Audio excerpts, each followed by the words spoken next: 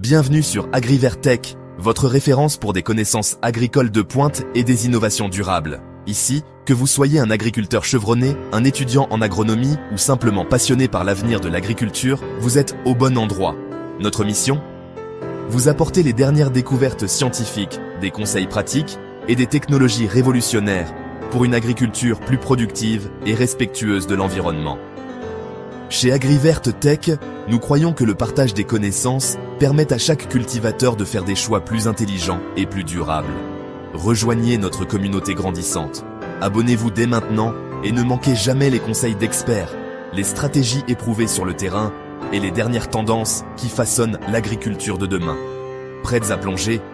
Aujourd'hui, nous allons découvrir le lien crucial entre la fertilisation et la santé des plantes, un sujet essentiel pour quiconque souhaite augmenter les rendements tout en protégeant les cultures des maladies.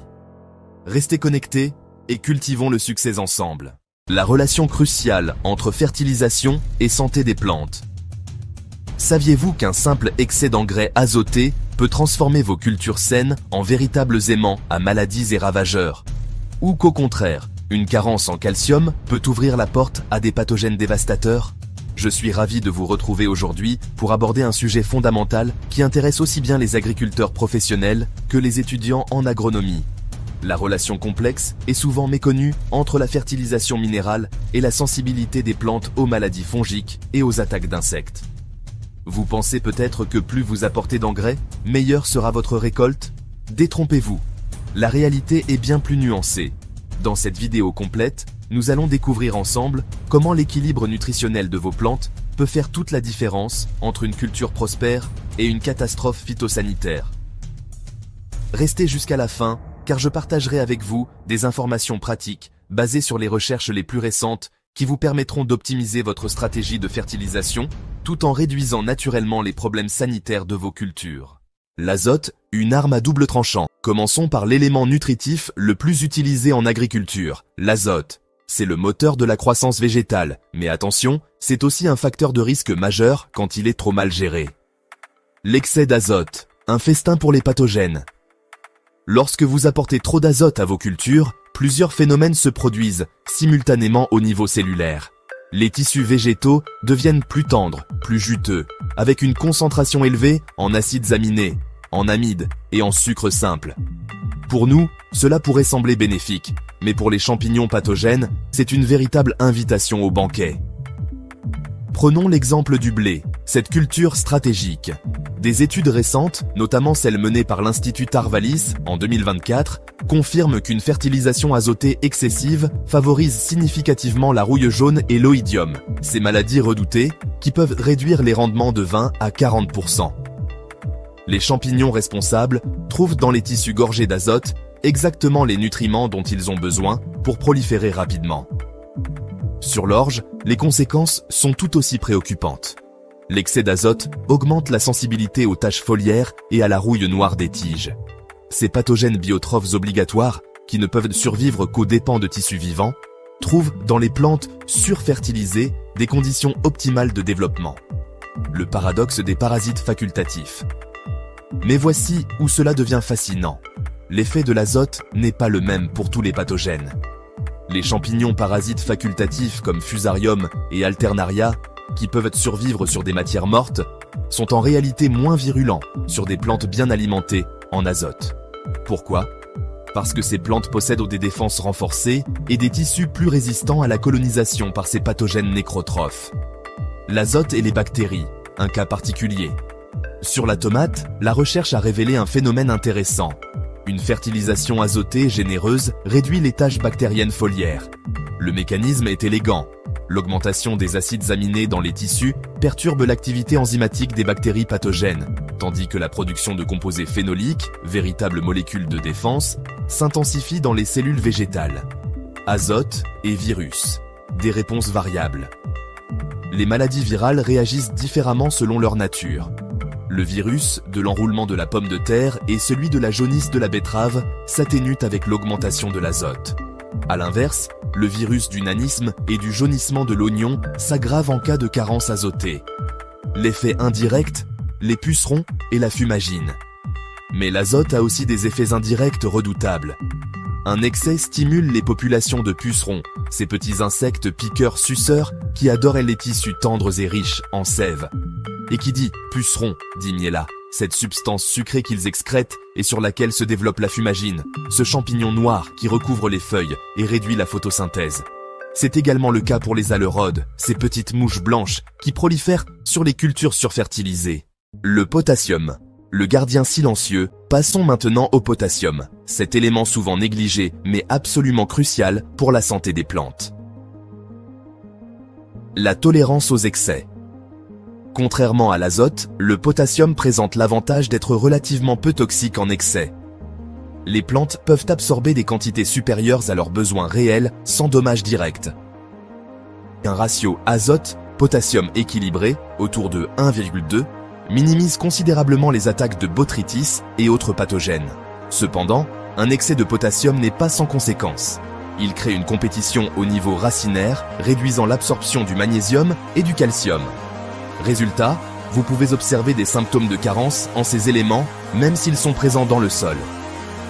La carence en potassium, une porte ouverte aux maladies. À l'inverse, une carence en potassium est catastrophique. Sans potassium suffisant, l'azote soluble s'accumule dans les tissus sous forme d'acides aminés et d'amides non transformés. Cette accumulation affaiblit considérablement les défenses naturelles de la plante. Les conséquences sont multiples et graves.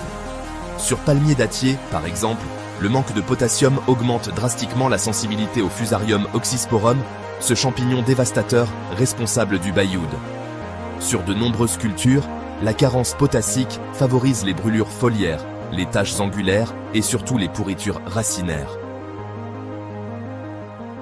Le rôle protecteur du potassium. Le potassium joue un rôle fondamental dans la régulation hydrique et l'épaississement des parois cellulaires. Il active également de nombreuses enzymes impliquées dans les mécanismes de défense.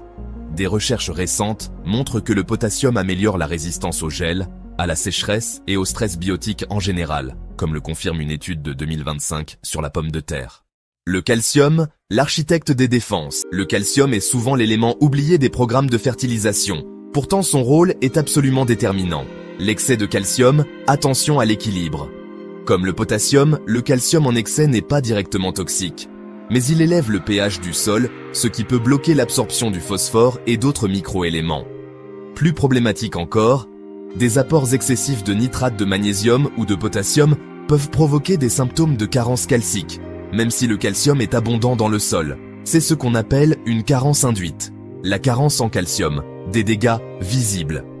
Les carences en calcium se manifestent surtout sur les fruits plutôt que sur les feuilles. Le symptôme le plus connu est la nécrose apicale, cette tache brune et déprimée qu'on observe sur les tomates, les poivrons, les melons et les pommes, particulièrement en culture hivernale où les besoins sont élevés et la mobilité du calcium réduite. Le calcium et les maladies vasculaires. Au niveau des tissus ligneux, le calcium joue un rôle crucial. Sa carence dans les vaisseaux conducteurs du haricot, par exemple, augmente considérablement la sensibilité au Fusarium oxysporum, l'agent du flétrissement fusarien. Sur l'arachide, elle favorise les pourritures des gousses. Calcium et pourriture molle. Le calcium est essentiel à la structure des parois cellulaires, notamment dans les lamelles moyennes qui cimentent les cellules entre elles. Sans calcium suffisant, ces structures s'affaiblissent, facilitant l'invasion par des bactéries pectinolytiques responsables des pourritures molles sur pommes de terre et oignons. Fait intéressant, le chou et le chou-fleur sont si sensibles au calcium qu'ils servent de plantes indicatrices. Si ces cultures montrent des symptômes de carence, c'est un signal d'alarme pour toute la parcelle. Les oligoéléments, petites doses, grands effets. Ne sous-estimez jamais les oligoéléments. Bien qu'ils soient nécessaires en quantités infimes, leur impact sur la santé des plantes est colossal. Le bore et le cuivre, duo contre l'oïdium. La recherche a démontré que la carence en bore ou en cuivre augmente significativement l'oïdium sur orge. Ces deux éléments participent à la synthèse des composés de défense et au renforcement des parois cellulaires. De plus, les carences en bore et calcium agissent en synergie négative. Elles élèvent la concentration en sucre et acides aminés dans les parois cellulaires externes, créant un environnement favorable aux champignons qui se nourrissent de ces substrats. Le silicium, l'armure du riz. Sur le riz, le silicium joue un rôle spectaculaire. Son incorporation dans les parois cellulaires crée une barrière physique qui réduit considérablement les attaques de foreur des tiges. C'est une véritable armure biologique. Cuivre et zinc, les gardiens des agrumes. En agrumiculture, une carence sévère en cuivre provoque le dessèchement des extrémités des rameaux, tandis que le manque de zinc est responsable du brunissement terminal, ces maladies physiologiques débilitantes. Le zinc joue également un rôle dans l'intégrité tissulaire. Sa carence provoque des fissures foliaires d'où s'écoule une sève sucrée qui attire l'oïdium. Le manganèse, l'allié anti-gale. Sur pommes de terre, l'augmentation du manganèse dans le programme de fertilisation réduit l'incidence de la gale commune, cette maladie bactérienne qui déprécie considérablement les tubercules. Le bore, répulsif contre l'acarien rouge. Voici une découverte fascinante. Sur palmier à huile, une concentration élevée en bore dans les feuilles limite les populations d'acariens rouges. Le bore modifierait la palatabilité des tissus ou leur composition chimique de manière défavorable à ces ravageurs. La fertilisation et la santé des sols. La fertilisation n'affecte pas seulement la partie aérienne des plantes. Le sol, cet écosystème complexe, réagit également aux apports d'engrais avec des conséquences directes sur les pathogènes telluriques. Le calcium contre Rhizoctonia.